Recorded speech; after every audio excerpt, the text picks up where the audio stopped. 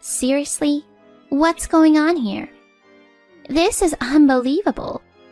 What are these in the fridge? These juicy looking pieces of steak. Melinda?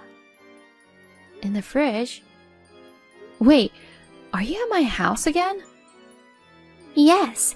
Do you have a problem? How did you even get in? A spare key. If I don't come regularly, you'll start slacking off on your duties as a wife. I have to check if you're doing the housework properly. Oh, God. But you returned the spare key the other day, right? I wanted you to stop going inside the house without permission. Why do you still have it? Oh, wait. I asked Josh to give it back to me. Having it is just more convenient in case something happens. It had to be him. I kind of figured. He really is such a sweet boy, isn't he? Total opposite of the inconsiderate daughter-in-law who tries to snatch it away and lock me out. Lock you out or not, it's not your house. Listen, Melinda. I understand the convenience of having a spare key in case of emergencies.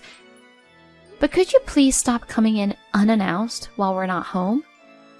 We've mentioned this several times. And not to mention, you've been rummaging through the fridge, the drawers, and even cooking and doing laundry without permission. We also have our own privacy and way of doing things at home, so why should I need your permission to enter my son's house? Do you have something to hide? Are you up to no good?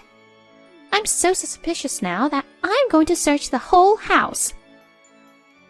We'd appreciate it if you'd stop rummaging through our home. There's nothing of your interest to find, and it's a waste of your time. Geez, calling my kindness a waste? I'm worried about my son for having a less than perfect wife. I'm just checking to make sure you're taking good care of him and my little grandson. I'm pointing out things out of kindness, you know. Show a little more appreciation. Sorry. Honestly, you're always so defiant. Anyway, what about these steaks in the fridge? They are from my relatives. They really enjoyed them, so they kindly gave us some to try. That's not what I'm asking. I'm asking why there are 3 pieces. That's weird, right? What do you mean? What's weird about it? We're a family of 3, you know. Seriously? You're planning to eat the same premium stuff as Josh? Haven't I said it many times? A wife's job is to share the best things with her husband and children while being content with leftovers. You shouldn't indulge in the same luxuries.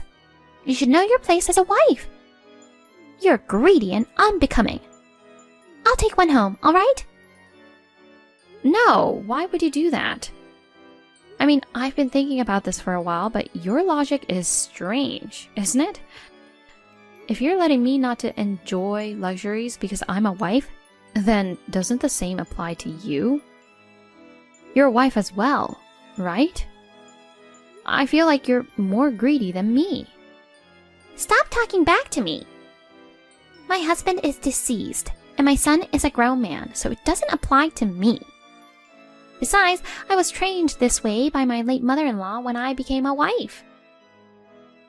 Once you become a wife, family comes first, and your own priorities come last. I had to endure eating leftovers, being the last to go to bed, and not spending any money on myself. I couldn't even have a tiny bit of luxury. But that's what I was taught being a wife was all about, so I endured it. Huh?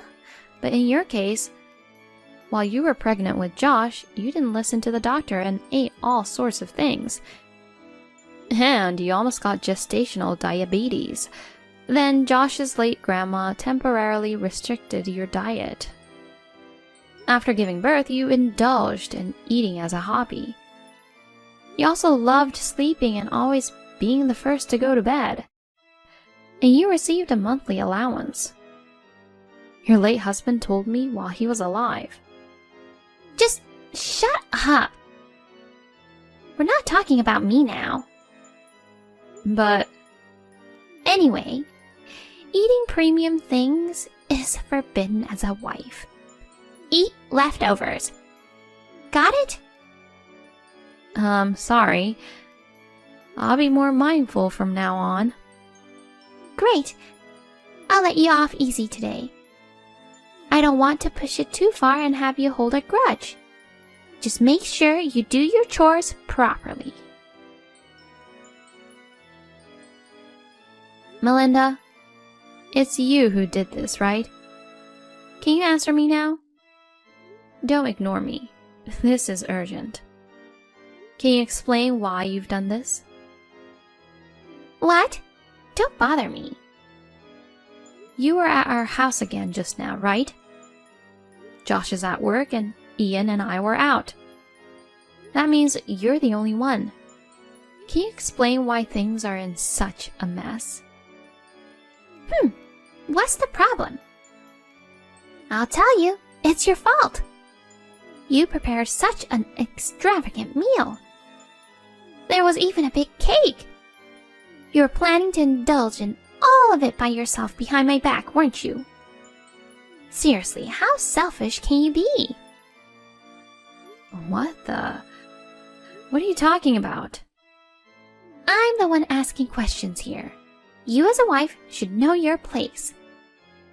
While your husband is sweating away at work, you thought it was okay to cook up all those gourmet dishes and eat them by yourself? I won't let you. I left my anger take over and threw away all the food. I ate the delicious-looking cake myself. If you've learned your lesson, you better not do something like this ever again. Dude, do you know what day it is today? What did you just call me? Dude? Correct yourself and apologize. Shut up. I'm asking if you even know what today is. Oh my god. Are you telling me to shut up? What's today? Why would I care? Is it the day the daughter indulges herself? Or is it the day she talks back? Neither is right. It's the day of Ian's birthday party. What? Ian invited his friends and he was supposed to host his first birthday party. Happy birthday, Ian was written on the cake. Didn't you notice? Oh, Jesus. You've got to be kidding. Ian's birthday? I had no idea, so I didn't even look at the writing. But it can't be today. I thought it was 3 days later, wasn't it? You're right. His actual birthday is 3 days from now, but it falls on a weekday. So we planned to celebrate with family on the actual day and then have a birthday party with friends today, Sunday. The two of us have been preparing since yesterday. It's such an important day, so why did you have to come today of all days? While we went out to get a few things at the last minute, you messed up everything.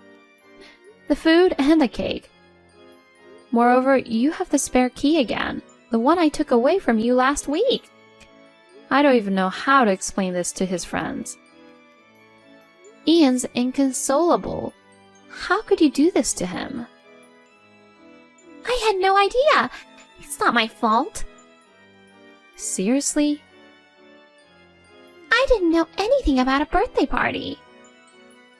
You can't expect me to notice the writing on the cake just by glancing at it. It's your fault for not telling me in advance. If something like that was left out on a typical day, anyone would think it's too decadent and want to mess it up. What the heck? It's mostly because of your usual arrogant behavior. You keep indulging yourself and neglecting the housework. Your daily actions make me doubt you, not the other way around. If you were a perfect daughter-in-law, I wouldn't have to misunderstand things like that. This is definitely not my fault. It's all because you're a lousy woman. This is your fault. What the heck? You just pissed me off. This time, I'm seriously outraged. Is it too good for me to eat the same things as my husband and son? Is it my fault that my son is crying because of how his mother is treated by his grandmother? Is all of this going to continue as long as you're alive? Well, I don't want a family like this anymore. I'm going to tear it apart. Wait, what? Tear apart? What's gotten into you? You're not yourself. I said I was pissed off, didn't I? I've been holding back until now. A meddling mother-in-law who barges into someone else's home and causes trouble. Not to mention a husband who readily returns the spare key even after I take it away from her. Both are guilty. I'm going back to my family on the premise that we get a divorce. What on earth? Divorce? Hold on, Beth. What are you saying? I won't allow a divorce. You're married into this family. It's practically the same as cutting ties with your own. Going back is not allowed. Shut your butthole. Jesus! Don't you dare order me around. Who the heck do you think you are? Are you so important that you can give me orders? I've been quiet because you're my husband's mother, but you've been acting all high and mighty. You're just a self-important and nasty woman. What the? A nasty woman? Wait, what's so nasty about me?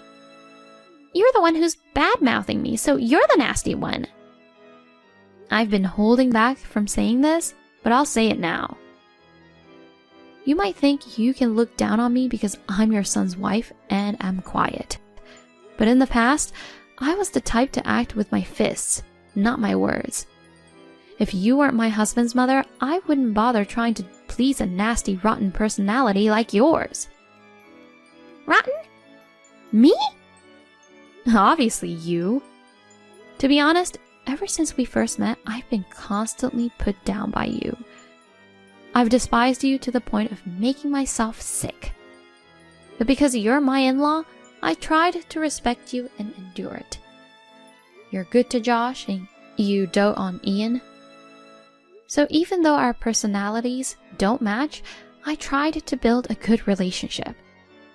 Even when you invaded our home without permission, criticized my cooking, and stole our food, I endured all without getting angry or resorting to violence. Violence? Don't say such a terrible thing. I'm not just bluffing, you know. There were so many times I wanted to lose it and slap you. But every time I thought of Josh and Ian and endured it. And now, what have you done? You ruined your grandson's birthday and still have the nerve to blame it all on me? You made my son cry and you don't even show any remorse? On the contrary, you're blaming me for everything. Do you even have any sense at all? Oh, God. But you're talking about divorce. Isn't it going too far? Huh? Come again? Are you still mocking me at this point? No way, it's not like that. I'm sorry. I ate Ian's birthday cake. My fault, okay? Will you forgive me now? Are you serious? You destroyed his first ever birthday party with friends. You're just sorry for eating his cake? Asking for my forgiveness just like that? Can't you even own up a proper apology? God darn it. I sincerely apologize for everything. You can't even apologize properly unless you're told, huh? How old are you, for Christ's sake? Aren't you a bit too old for that kind of behavior? Ian is more sensible than you know. Ah, never mind. I'm taking him back to my parents' place today. Wait, no way. I apologized, didn't I? Huh? I didn't say that it would change anything. After all you've done, do you really think a simple apology will suffice? Sorry and it's all good? This isn't some minor squabble. At the very least, unless I take back the spare key forever, divorce is guaranteed. Even if we try to reconcile, the moment you set foot in our house again, it's an instant divorce. And if Josh refuses to take back the key, it's an instant divorce as well. I have no intention of compromising further, and I won't come back. Oh no. Josh will be devastated. So what? Tell that your delusional, clueless son. By the way, tell him to clean up this mess in the house too. Got it? Wait, please, Beth. Don't decide on a divorce alone and let's talk it through. This one-sided decision is unacceptable. Did I ask you for your opinion? Are you going to tell that betrayer who can't even protect his wife and child or not? Which is it? Answer me. I will. I'll make sure to pass the messages to Josh. So please, sit on the divorce. Just don't lie or embellish anything. Tell the plain truth, okay? Don't expect to see your grandchild again if there's even a single lie. Now we're going to redo the birthday party. Don't you dare interfere. Yes, I'm sorry. I comforted Ian, who was still wailing, and apologized profusely to his friends and their moms. We decided to redo the birthday party at a nearby private room in a restaurant. Thanks to the friends and moms who livened up the party, Ian cheered up in no time. We managed to turn it into a happy memory, which was a huge relief. On the same day, I packed our things and moved it to my parents' house. In the evening, Josh sent me several apologies. But they were all irritating, with excuses like Mom had her reasons. I'll buy a cake, please come back. And if you grow up and apologize to Mom, everything will be fine. So I chose to repeat. I don't know, I'm not coming back, and I won't apologize. My decision to divorce was set. I'm tired of dealing with that airhead who has absolutely no idea what he did wrong. I've completely given up on the mother and son, and I'm talking to a lawyer now. It's a lot of work and challenge, but I want to do my best to ensure my son and I can find happiness. Honey, sorry for being late. I just arrived at the station. Can you pick me up? Welcome back, babe. I can't pick you up, so can you find your own way? Jackson is asleep, you know? Yes. It's already quite late. Yeah, I got it. I have a lot of souvenirs from the trip for you guys. Hon, what's going on? The key doesn't work. Honey, please respond. I can't get into the apartment. Oh, have you arrived?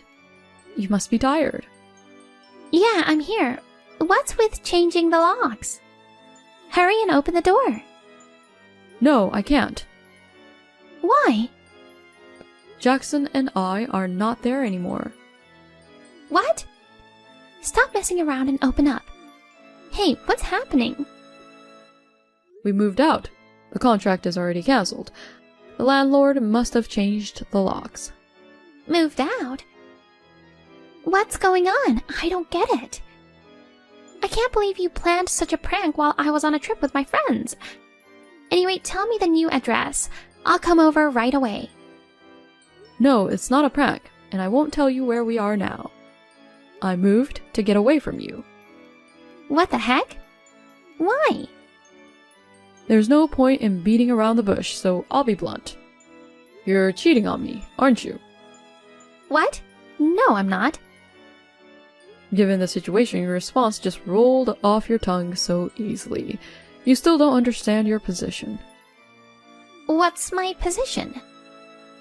All the evidence is already gathered, so brace yourself. Otherwise, I wouldn't have moved out like this. Huh? I don't get it. You went on a trip with your boyfriend. He's the husband of Mrs. Hogan, who lives next door. You started the affair 6 months ago. Furthermore, there's proof of neglecting Jackson. With all this evidence, Do you still plan to play innocent? I believe your boyfriend is supposed to return a few trains later, right? He should be arriving soon. No way. Well, it's not what you think. There's a misunderstanding. Oh, by the way, I've moved all your stuff to his place. Huh? What were you thinking? Well, his wife and son are no longer there, so there's no problem, right? No problem? Wait. What do you mean they're not there? Their apartment is under his name, so the wife left with their son. Huh? You still don't get it? Mrs. Hogan also knows about the affair. It's too late to deny it now. No. You've severed ties with your family, so I thought it'd be easier if I moved out for the divorce negotiations. Divorce? 2 cheaters. Just wait there and get ready. Hold on. What about Jackson? He's only 4 years old. He needs his mother at this age. If you go through with this divorce on your terms, it's going to be so hard on him. Hard on him? How dare you? You have been neglecting him. I never did. For the past 6 months, you've been making up excuses to leave him with your mommy friend. And during that time, you've been shacked up with your boyfriend in a hotel. It's all clearly written in the private investigator's report. Do you think Jackson should be left with a woman like you? Oh, God. Please, at least let me see him once. He loves his mom so much. It's going to be tough for him if we're suddenly separated. How long ago are you talking about? He's become more attached to me over these past 6 months, you know? At first I was just happy, but deep down he realized something was wrong with his mother, and he started seeking my help. When I realized that, it really tore me apart. The person he should be able to trust the most had abandoned him and treated him like a stranger. That can't be true. He must be crying for his mom every night. Oh yeah? It's the 3rd day since he's been here with me, and I haven't heard him cry out for you. He's been sleeping soundly every night, especially when I'm next to him. You're lying. Anyway, we're getting a divorce. I'll be seeking alimony. Of course, I'll have sole custody of Jackson. Got it? No way. You'll be served soon. Make sure to go through the details. I talked to my boyfriend just now. We've just broken up. Let's go back to being a happy family like before. Please, tell me where you've moved. It's too late. Tomorrow, a lawyer will be there with Mrs. Hogan. Don't even think about running away.